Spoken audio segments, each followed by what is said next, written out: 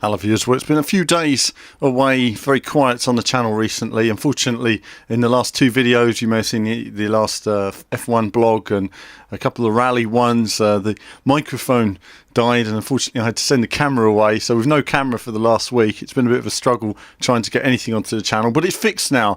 And besides that camera we also have a GoPro as well. I was trying to get it up and running to take over, but we didn't get there, but we will in the future. And of course the PC gaming will begin on the channel very soon. We've seen Assetto Corsa released this week, or at least the beta of it. It's great to get hands on that. I've been playing it myself, having a lot of fun on it, and hopefully showing you some content on that before we officially kick off our PC content in a couple of weeks' time. Certainly lots to cover. All the different racing titles, we're getting into all of them in the next few weeks, and there's going to be a lot to look forward to in terms of content. So use the past week, if you like, on a lot of planning and content and what we're going to do for the future on the channel. Abu Dhabi Grand Prix, well, it wasn't a classic, was it? It was just one of those things. I mean, Sebastian Vettel obviously gets away. Again, Webber down to third. A poor start from him. It's a week ago, I have to remember it all now.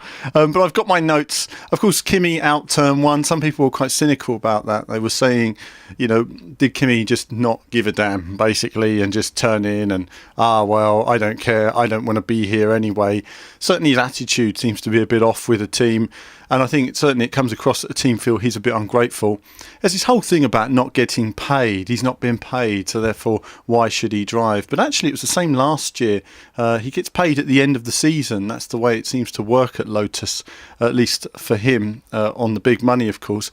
And that's probably in part due to the fact that they're paying him a much higher amount than perhaps they would another driver. So it's sort of the way they're juggling their finances. Either way, it's not like Kimi's not going to get paid, and it all seems to be a bit of a storm in a teacup, really. I think either way, the real issue is that Kimi's leaving, he's going to Ferrari, and Lotus just aren't very happy about it. So we've got a great double overtake for Massa in the race. Of course, Hulkenberg, he had an unsafe release, which was a real shame for him. That took him out of the points. It was a shame when the team did that, but there was nothing he could do there. There was no action against Adrian Sutil for track limits. I could see why. It's because Maldonado was pushing Sutil off, and Maldonado didn't make the corner either. Though I was quite surprised that he didn't have to give one of the places back. Certainly appeared to take the corner. But generally speaking, there wasn't much action in the race. The big moment, of course, Fernando Alonso going around the Toro Rosso with Jean-Eric Verne. You know, it was side-by-side racing action. All these people were at track limits. If there's not a wall there. There's a big wide open area. Alonso put his foot down, did a bit of racing, excited the crowd. What do people want to see? Do they want to see guys just getting in line? No, we want to see guys going for it and having 28G put through their body, as Fernando did, and then having to have a checkup in hospital.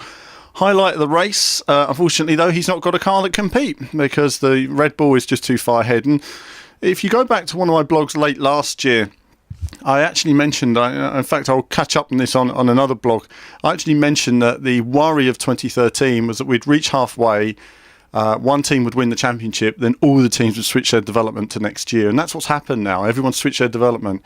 At the point of switchover, Red Bull was fastest, and that's kind of how it's maintained from there. So now they're testing next year's parts, and they're thinking more about next year's car because there is such a short turnaround for the teams. Certainly it's going to be tough for them. So a good race for Felipe Massa. That was nice for him, despite the strategy that they gave him. Fernando as well, good solid run from him. Obviously Vettel, dominant victory, didn't even really push the car, was able to go a long way on his soft tyres. Webber up to second place, that's fair enough for second place. They're saying he burned his tyres up and didn't start the race as well. Whatever, I mean, I think go back a few years and they seem to be a lot closer and more competitive for each other than they are now.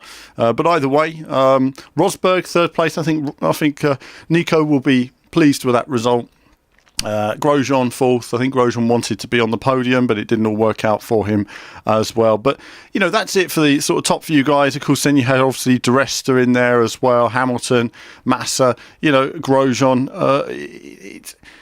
it's just a bit, they're all a long way behind at the moment. I think really it's just this whole sort of switch over until next year. But the Abu Dhabi Grand Prix, it's a bitty race in terms of the structure of the racetrack. If you race at the track a lot, it's very much a stop-start type circuit. There's not a lot you can do. There's not what I feel is a very drivable circuit. There's not really high-speed corners where you can get something more out of the car. So it's an interesting one. That's it for that race, and certainly I think we roll on to COTA now, and obviously Red Bull in a dominant position there as well, but it depends on temperature, it depends on weather, whether we see a bit more action, but certainly in terms of the drivers, it's all moving about right now. We expect to hear the announcement on Sergio Perez very soon, whether he's staying at McLaren or if McLaren indeed are going to find a new driver. But that's it from me for now. There'll be lots more on the channel in the coming days, and as ever, more from me very soon.